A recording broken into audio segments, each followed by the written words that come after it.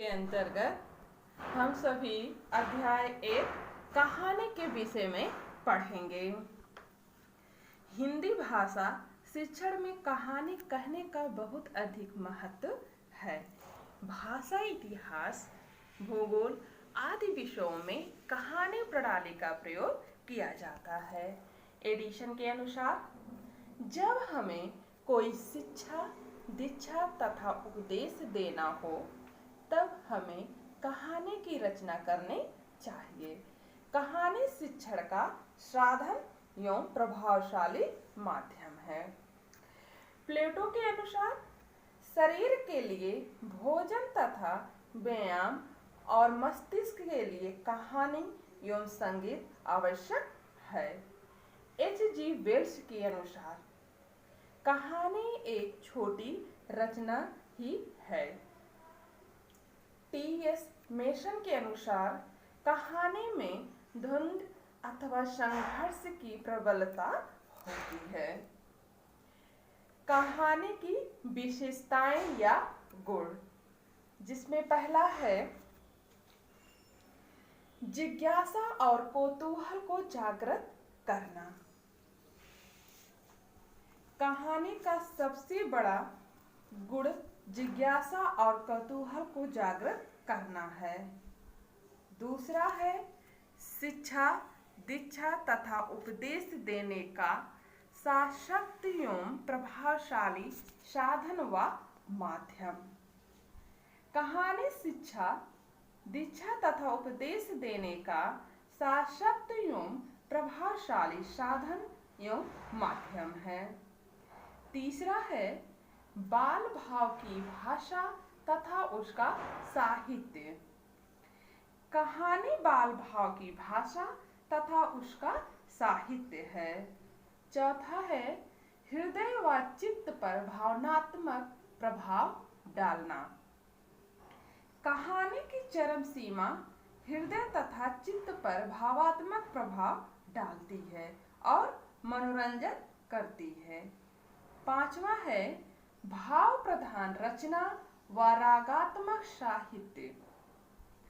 कहानी भाव प्रधान रचना है, इसलिए इसकी गणना रागात्मक साहित्य में की जाती है। छठा है एक उद्देश्य का होना। कहानी का एक ही उद्देश्य होता है, पात्रों की संख्या भी सीमित होती है। सातवां है मानसिक संतुष्टि व मनोरंजन। कहानी शिक्षा में मानसिक संतुष्टि होती है और मनोरंजन होता है। आठवां है वास्तविकता एवं स्वाभाविकता का होना। कहानी की भाषा में वास्तविकता तथा स्वाभाविकता होती है। नौवां है साहित्य का एक अंग व प्रभावशाली विधि। कहानी साहित्य का एक अंग है और शिक्षण की प्रभावशाली विधि है। 10वां है अनेक तत्व में एकत्व की प्रस्तुति। कहानी अनेकत्व में एकत्व प्रस्तुत करती है। 11वां है एकाग्रचित्त में वृद्धि के साथ मनोरंजन। कथावाचक अपने प्रस्तुतिकरण में घटनाओं एवं कहानियों के उदाहरण देते हैं, जिससे श्रोतागण एकाग्रचित्त होकर सुनते हैं, जो उनकी हृदय को स्पर्श करती है और उनका मनोरंजन भी करती है। 12वां है मानव जीवन व चरित्र का वर्णन। कहानी में मानव जीवन एवं चरित्र का वर्णन बड़े ही मर्मस्पर्शी, कलात्मक एवं आकर्षक रूप में होता है। 13वां है कहानी एक छोटी रचना के रूप में। कहानी का आकार इतना होता है कि उसे पाठक एक ही बैठक में पूरा पढ़ लेता है, इसलिए इसे छोटी रचना की संज्ञा दी जाती है। 14वां है जीवन के किसी एक अंग का प्रस्तुतिकरण।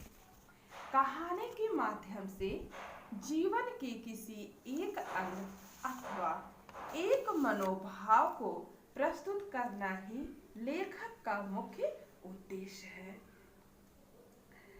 15वां है गद्य रचना का वर्णनात्मक रूप। कहानी गद्य रचना का एक वर्णनात्मक रूप है जिसमें वास्तविक जीवन को कलात्मक रूप में प्रस्तुत किया जाता है। कहानी शिक्षण की उपादेयता महत्व, जिसमें पढ़ेंगे बच्चों कहानी की विशेषताओं से कहानी शिक्षण की उपादेयता का बोध होता है। इसका शिक्षण में विशेष महत्व है। इसके महत्व में हमें निम्न रूपों में दिखाई देती है, जिसमें पहला है स्मरण शक्ति का विकास। बालक जटिल प्रसंगों तथा प्रकरणों को भी कहानी के माध्यम से सुगमता एवं सरलता से समझ लेते हैं। प्राकृतिक सौंदर्य का शिक्षण करने के लिए यदि कहानी के रूप में प्रस्तुत किया जाए तब वे सरलता से बोधगम्य कर लेते हैं। दूसरा है मनोरंजन का सशक्त साधन। कहानी के पढ़ने से जिज्ञासा तथा उत्सुकता जागृत होती है, उनकी संतुष्टि से आनंद मिलता है और मनोरंजन होता है। तीसरा है शब्द भंडार तथा मुहावरों का ज्ञान। कहानी को पाठक एकाग्र होकर पढ़ता है। कहानी को पाठक एकाग्र होकर पढ़ता है तथा सुनता है और समझने का भी प्रयास करता है।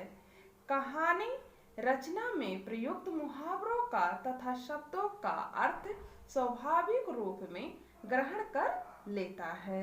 चौथा है सामान्य ज्ञान की वृद्धि।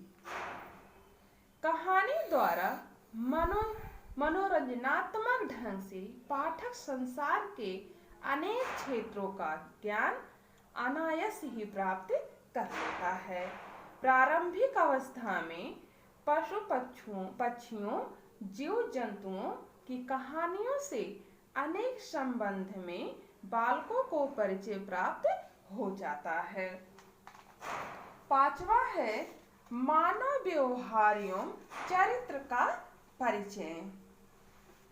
मानव व्यवहार सदाचार शिष्टाचार विविध परिस्थितियों में व्यवहारिकता कुशलता एवं आचरण की रीति का ज्ञान बड़े ही सरल रूप में कहानी द्वारा प्राप्त हो जाता है।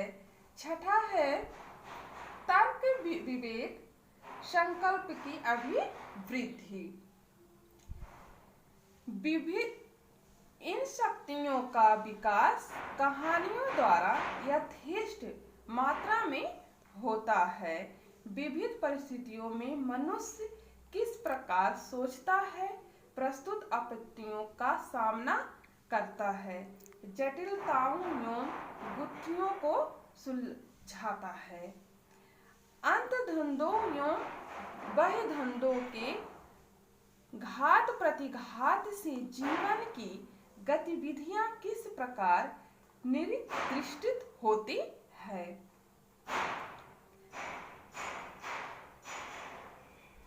सातवां है सृजनात्मक का विकास। कहानियों के अध्ययन से बालकों में स्वयं रचना करने की शक्ति का उदय एवं विकास होता है। चित्रों एवं संकेतों के आधार पर वे घटना सूत्रों को समझने तथा नई कहानी रचने लगते हैं। आठवां है साहित्य विकास का उत्तम साधन।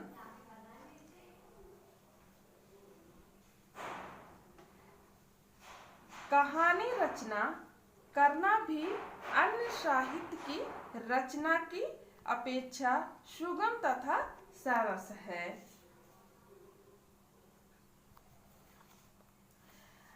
अब हम पढ़ेंगे बच्चों कहानियों के प्रकार एवं मूल तत्व।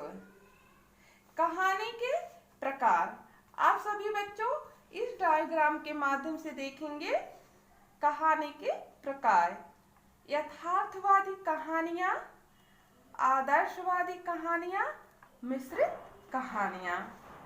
यथार्थवादी कहानियां जो जीवन का वास्तविक, स्वाभाविक तथा यथार्थ चित्रण करती है।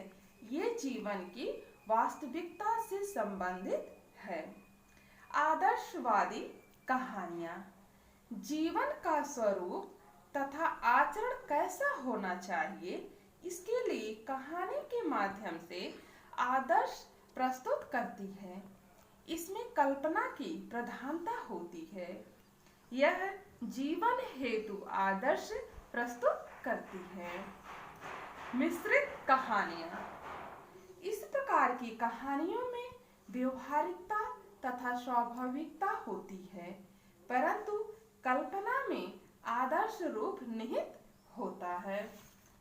अब हम सभी बच्चों पढ़ेंगे कहानी के मूल तत्व, जिसमें पहला है कथा वस्तु।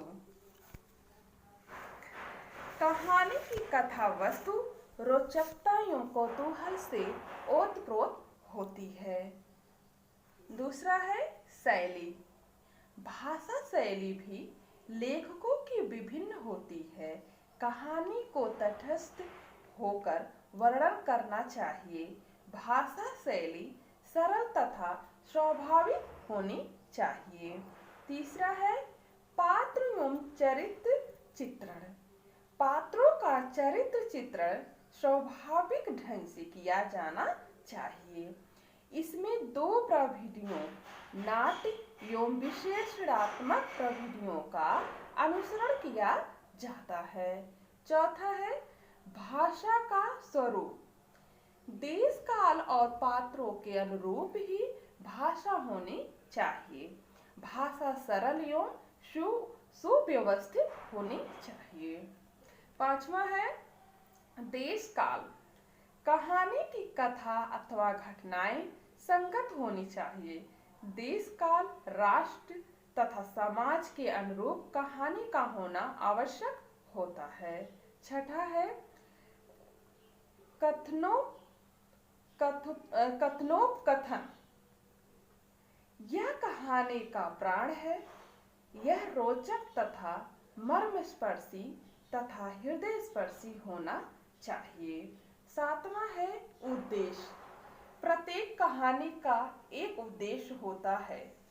शिक्षा और उपदेश देना, मनोरंजन करना, आदर्श प्रस्तुत करना, जीवन की सत्यता को प्रकट करना, प्रेरणा व संदेश देना, भाव अभिव्यक्ति का विकास करना। कहानी शिक्षण से इन उद्देश्यों की प्राप्ति होनी चाहिए। आठवां है कहानी में सत्यम शिवम सुंदरम का समावेश। कहानी में सत्यम शिवम सुंदरम का समावेश होना चाहिए। छात्रों के मानसिक स्तर के अनुरूप ही कहानी होनी चाहिए। आप सभी गृह कार्य लिख लीजिए, जिसमें पहला है कहानी का अर्थ, विशेषताओं एवं महत्व का वर्णन करें। दूसरा है कहानी के प्रकार एवं मूल तत्वों का वर्णन करें। धन्यवाद।